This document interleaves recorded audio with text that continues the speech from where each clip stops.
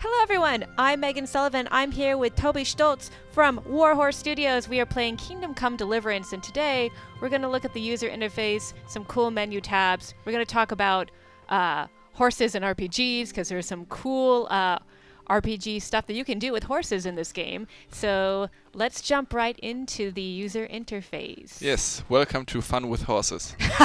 So, this is our inventory, our user interface beat. Please don't mind that a lot of things are not totally perfect yet. We are working on it as we speak. But this is your inventory, and you will have different inventory, player stats, horse stats, quest logs, maps, and stuff like this. And you will have subchapters for everything. So, for example, in the inventory, of course, you can use weapons, armor, food, quest items, and bandages, like other lockpicks, money, and stuff like this. But then you have your player menu. And here you can see that it's still, even though we try to be realistic and historically accurate and stuff, still we are an RPG, right? And in RPGs, you level somehow. Looting and leveling, that's what you can do in Kingdom Come as well. And you have we have different stats and perks here. And we already said in the previous videos, if you saw them, that we level things by using them. So if you use, for example, here strength and agility are both, let's say, fighting skills, where the more you have strength or agility based weapons. So if the more you use them, the better you will, the more stronger you get, the more agility you will get. So by using something, you will level those particular skills. For example, the speech, we already saw that in the previous videos, that since we talk to people and the deeper we dig inside, the more effort it took us, the more we had to bribe, the more we had to haggle, the more we had to intimidate and do this kind of stuff, the better you will get there. And we are introducing in the beta, it's not working yet, I just want to show you that what the idea is that we want to introduce perks, which is here, for example, right now, those 4 types. And those perks, we will have tons of perks for every single, let's say, thing you can have in the game, but we want that in the end of the game you will not be able to use them all, or more like you have to really decide which skill tree, which way you want to play, and according to that style you will unlock perks.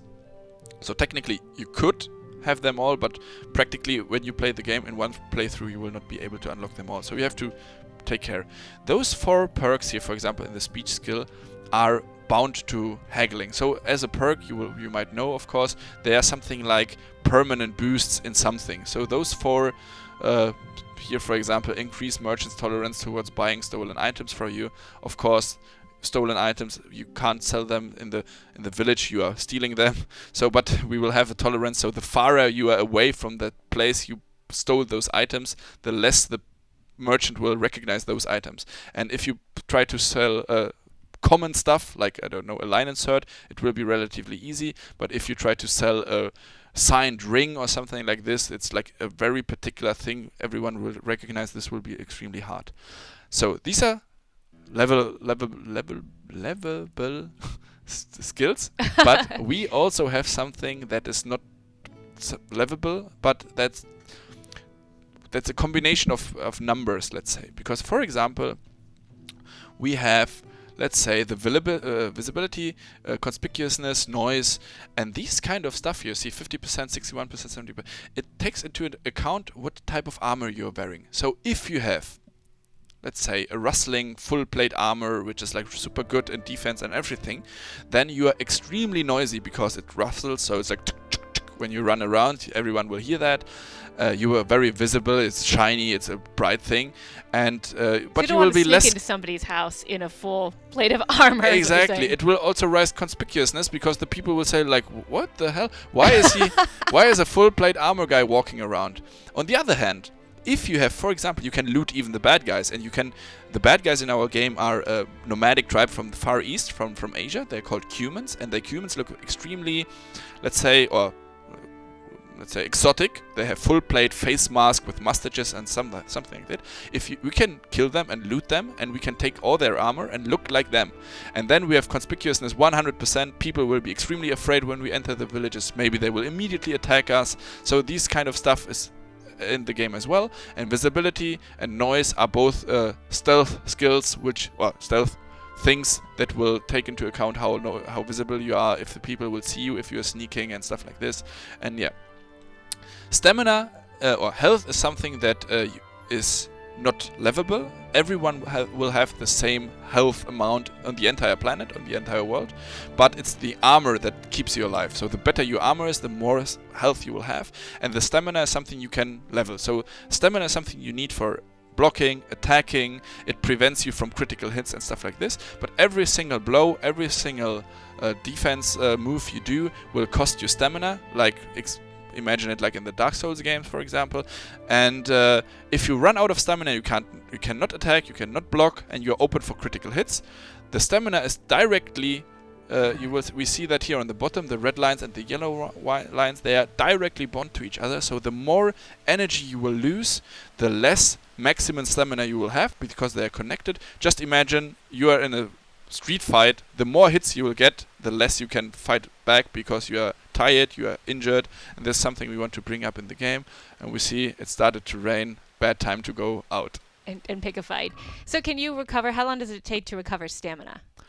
Like relatively fast here. Again, we try to be realistic, but then we try to be a game as well. So just I always say, like, our battles are a bit like a Muhammad Ali box fight, where fly like a butterfly, sting like a bee. So it's like walk around your opponent, slash him, step back, breathe, then attack again. So it's like it's really fast. The stamina will get back relatively fast, but it's a stamina management you need to keep an eye on in battle.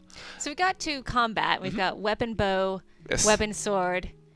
Okay, yes, because right now we have just weapon and bow with us, and you can, well, you will not be a super fighter from the beginning of the game. You will unlock the more you use the sword, for example. We don't have like the offensive skill, like you are using the axe, so you will be automatically better at bow shooting. You will have to shoot the bow to get better at bow shooting, or you have to shoot the wield the sword to get better at sword fighting. And once you do that, it's still an RPG, right? You will be able to unlock, for example, here new moves, new skills, new animation sets. You can meet sword teachers in the world who will tell you more about sword fighting. So you will progress while using it, and you will progress while learning it. And the funny thing is, we will also we are thinking of, and we will have that in the game, we will have a reading skill, because we need Henry to be able to read. But our full-time historian we had in our game said, no way a regular... Most people didn't read. Yes, back then. exactly. No way Henry, the son of a blacksmith, was able to read. So we need to, if we can't explain it in a realistic way, or like in a historically accurate way, we try to make it at least somehow believable. So of course there will be a big monastery in the game. Henry will enter it. Henry will go become pretty much a monk, let's say. He will try to learn the reading there. And the funny thing is, when you open a book, it's not like you will see letters there. You will see all the letters which are used to write the text you're about to read, but they will be totally scrambled. And that's really funny, that like you have the real text in front of you, but you can't read anything because all the letters are somewhere. And the better you get at reading, let's say, the more this makes sense. And it's not like in many games where you just click X and then you read the book finished. You really have to read this page or those 2 pages or something like this to get the information out of it. And the better, even though you're just a bit skilled in reading, then you can at least get the idea of what's written there, and that's what we want to transfer into. And what is that? Is that under skills, or because I see it's not there right now? That's something right there, we will have coming. For the final game. And then if we go to skills, we got alchemy, defense, fencing, exactly. Horse whispering. Horse whispering, of course. So you have the horsey is another chapter we have here. The horse works as an movable, portable equipment storage system. So see how the and it looks like he actually has some RPG features as well. Exactly. Oh, sorry. The horse has also RPG features, so strength, agility, vitality, courage, how fast it will run away when you get attacked or something like this. So charisma 0. It's a not charismatic. Oh no! Not a nice horse. It's very offensive and rude horse. No, what I want to say is that we will have different types of horses in the game. So you have from a regular, I don't know, like a farming horse up to a war horse. So so we'll have even the horses, like all the animals in the world, will have some kind of an RPG or AI system. Not in the way that they will level something, but they will be somehow smart. So the sheep, for example, is smart enough to keep in groups and do the herding. And the horse, for example, will have different stats like strength, agility. You will can buy and get different horses. Horses were extremely expensive, so this is nothing like you can just buy and I have a new horse, so you need to take care of it. And it has also health, stamina, everything. So it acts like a NPC that you are using, and you can always whistle to it, like in the Witcher games, for example. You whistle, you and whistle and your horsey will come. The horsey will come, and you can, as I said, it has equipment here. You can have, it has a saddle and pockets, and you could storage stuff in there, and he will carry it for you. So that's a very nice horsey, and so this is our cool horse in the game. And so if we go back to if we go back to Henry and his stats, when we've got skills, we've also got buffs. Right now we don't have any buffs. We just restarted the game, so everything is like okay. But if you see on the bottom right, there is health, stamina, rest, and food. And rest and food are the small survival elements we have in the game. So we can have like positive buffs and we can have debuffs, of course. So there can be good stuff and bad stuff. And for example, if you don't eat, you can starve, you can get slower, you can even die of food. Wow. Of hunger. You can, if you don't rest, you can. Well, the funny thing is, if you're hungry, your stomach will give a noise, and Henry will say, "Oh, I should have eat something." The other way around, if you don't rest, if you don't sleep, the monitor will get blurry, your eyes will blink, so you can even faint and lie somewhere. Then you will wake up, and you can pretty much die of hunger because you are. You fainted. Fainted. So you should always keep something in your pocket, some food, which again can spoil. So if you take something like beef jerky, then that's good for long distances. But it's like maybe not so, like it won't help you so much in recovering energy. On the other side, if you have like, I don't know, a rusted duck or something, like really heavy food, this will help you a lot, but this will spoil pretty fast. So you need to take that in care. And I have a very funny anecdote. I was playing the combat against 5 opponents, and that's extremely hard that's like nearly impossible, but I won. But the fun thing is, like, I nearly died. I was like I was bleeding. I was like really injured, and I had food in my pocket, and it was radish, but it was spoiled radish.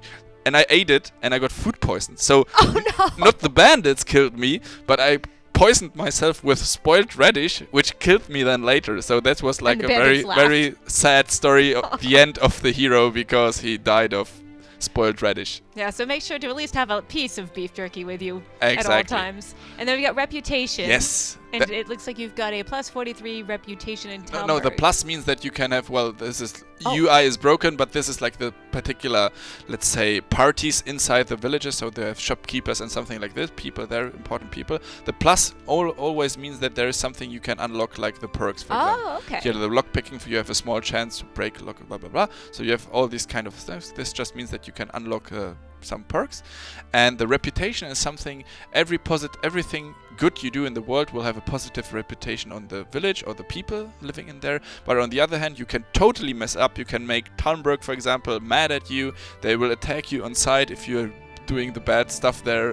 And every, like, the villagers are living in Talmberg. If you mess up with someone, this will affect the village reputation, like you see here, Talmberg 43, and the village reputation will affect the world reputation, and the other way around. So it's linked to each other. And if you do stuff in the world, villagers will know, people will know, rumors will spread. So this is the way how the reputation works, and we can see that hopefully even on the map. Yes, we can. Here you see the small symbol, smiley face. Talmberg likes us. So that's cool. That's very good. And then one more thing before we go, I noticed that there's also crafting. So I assume that you up your crafting skills, like you do anything in the game, is you just have to get better at it. Exactly. We have a crafting system. Right now, it's the alchemy is the only which is implemented in the game, where you have again do something in order to get something. So in the alchemy works like that. You have to do the alchemy in your on a laboratory. So you can't do it in your pocket or in some kind of menu, like in games where you just click something and then you will have 100 potions.